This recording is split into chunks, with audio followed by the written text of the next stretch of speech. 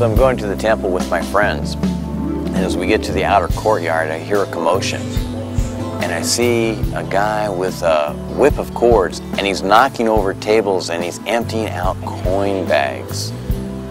He's yelling all this stuff, and at first I don't understand what he's saying, but as I get closer, I hear the words, "House of Prayer." And you have turned it into a den of thieves! And no one is stopping to listen. So I want to talk to Bullwhip Guy. Bullwhip Guy, I don't think it's working. All the yelling, the condemnation, the judgment, I don't think it's working. I actually think it's making things worse. And I don't think this is what God had in mind. I mean, no one gets it. You're scaring people. You're judging people. You're quoting Bible verses. I mean, for anyone to think of the Bible as the owner's manual, that's just plain creepy. It's not like the Bible has absolute truth and that it shows that we've missed the mark in some way, or even that it trains us in how to live a godly life. So Bullwhip Guy, I'm asking you in love to please put the bullwhip down. I'm tired of it.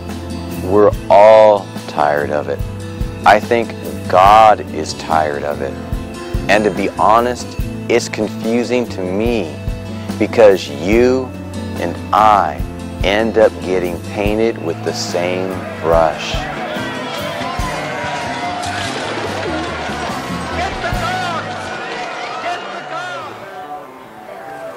Remember what God told that man called Moses on the mountain? He said that he was really crazy about us and that he's a real kind God and he never gets angry. He's not into judging or punishing us. He's not into putting us on some kind of a guilt trip.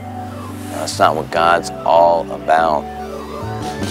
He knows that we possess untold power and strength. But here you are, judging people based on your own perceptions. To be honest with you, I'm embarrassed to be associated with you or your teachings. I just don't think you know who God is and what He is about. Okay. God's love for us is this unbelievable, amazing kind of love that isn't based on reason or objectivity.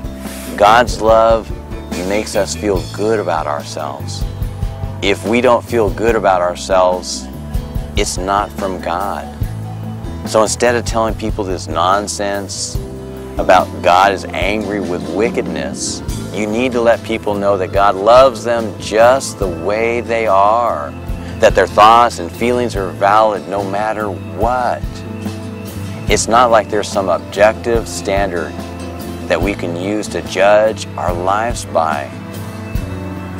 Bullwhip Guy, God is not pleased with what you're doing. You just don't know how to demonstrate God's love. You can't love people with an agenda. If I'm loving someone with an agenda, then it really isn't love, is it? My agenda is to come to you in love to let you know that.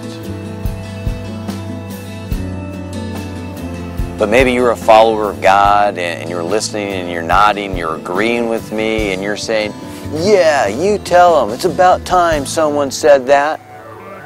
But what are you doing to change the perception? Because that's what it is. It's a perception among many followers of God that He has standards to live by, that He's just, and He's going to judge the world. How did the best message ever, this beautiful life of love and hope and peace, ever get turned into something else?